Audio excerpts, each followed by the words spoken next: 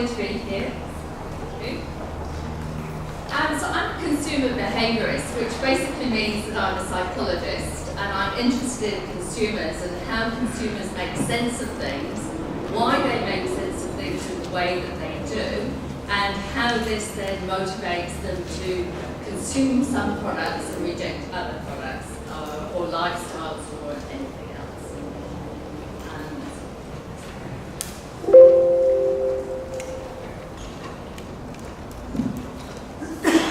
I've actually got quite a loud voice because I've got sons and a husband, so I'm using that.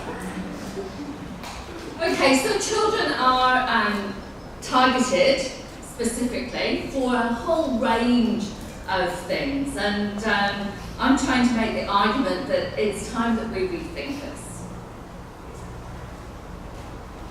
Too often, children are seen as miniature adults, that they are just the same as we are, but perhaps with a little bit less life experience. But that's simply not the case. Children do not have the same cognitive ability that we do as adults. And it's not just a case that they haven't had the experiences, it's a case that their brains aren't knitted together. And so they cannot make sense of things that we can make. And it really doesn't knit together until you're about 23 years old. And for males, that can take a bit longer, up to age 25. And the last bits to knit together are the bits where we make logical choices, having made good assessments, and then choose to behave in a certain way. So I say to my sons, before you were the age of 23, I was quite, accepting of your behaviour errors, but after that, you just did.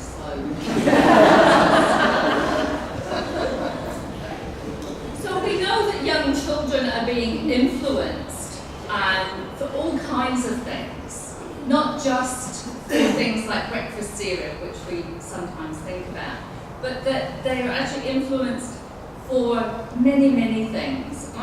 When my kids were little, I remember being in the supermarket and we were buying some toilet rolls, and Daisy said to me, "Oh, look, we can get a dog. There's a voucher, we can get a little toy dog." So I had a look and I said, "Oh, yes, but we have to get 18 rolls in order to get the dog. So next time we come, we'll get another pack and we'll see how it goes."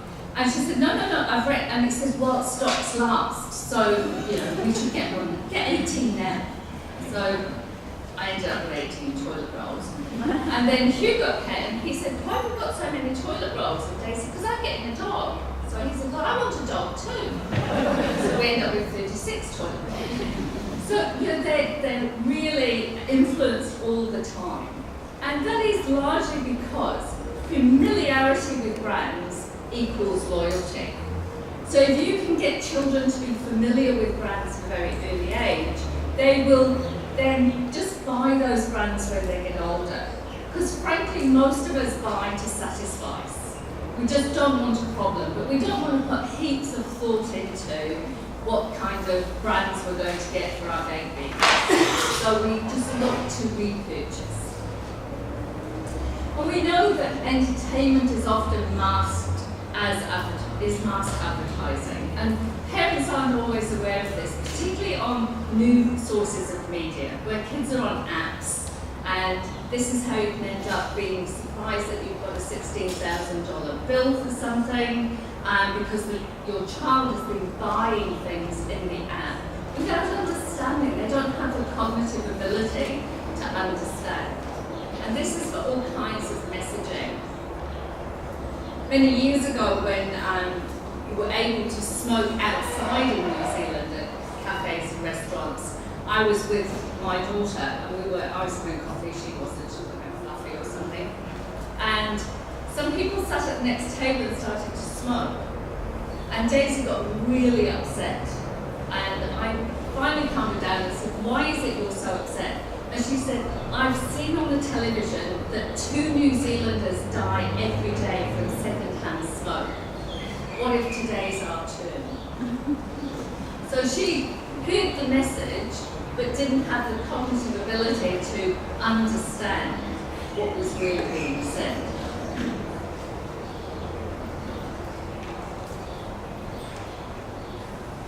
So advertising is damaging our children. So food advertising. Children aren't aware of consequences. So they don't understand what can happen in the future, or the problems that something can cause. So again, I use my kids as examples all the time. And my son, when he was 4, or coming up to 4, he asked for tint for his birthday. And I didn't know what tint was, I'm sure you don't know. So he said, I've seen it on the TV. So I said, well, next time you see it on TV, you show me. So, sure enough, he did. And he was watching a Roadrunner cartoon, for anybody who's familiar with Roadrunner.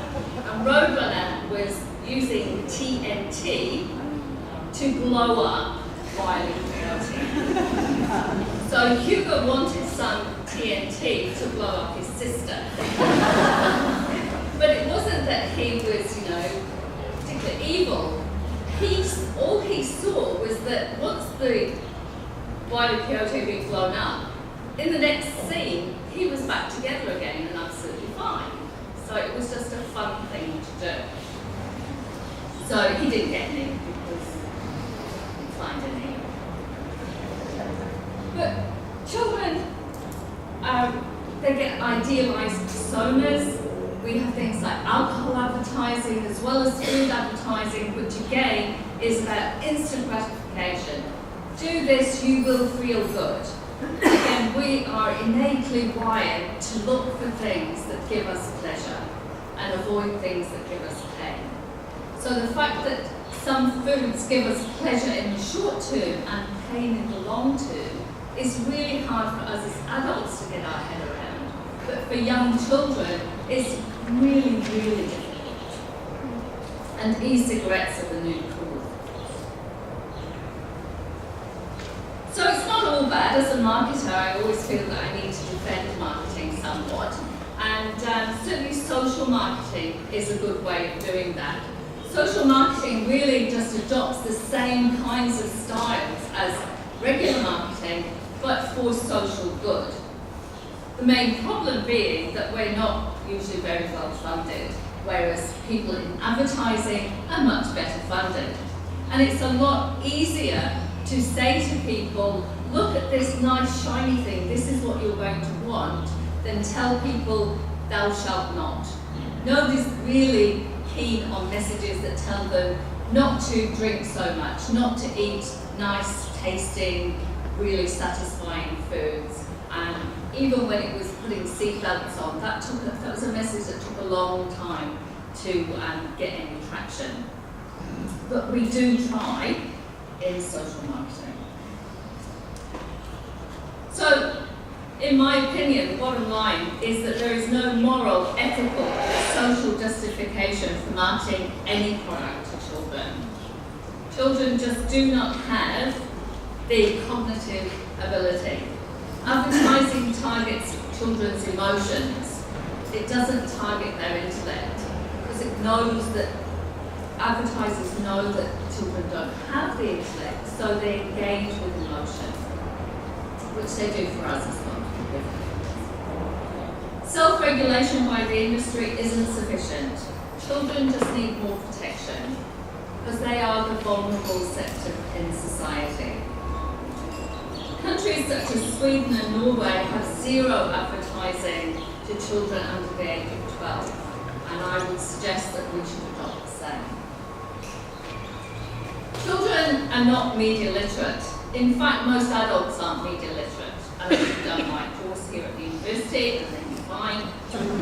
So they need time to develop skills, and they need time for us as parents and educators to explain consequences to them, and so that they can get to understand.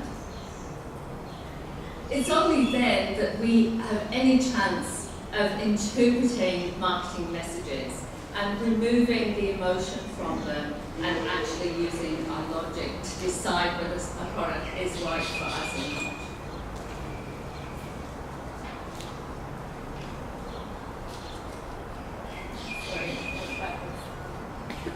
Okay, so thank you. That's my email if anybody would like to engage further in this conversation.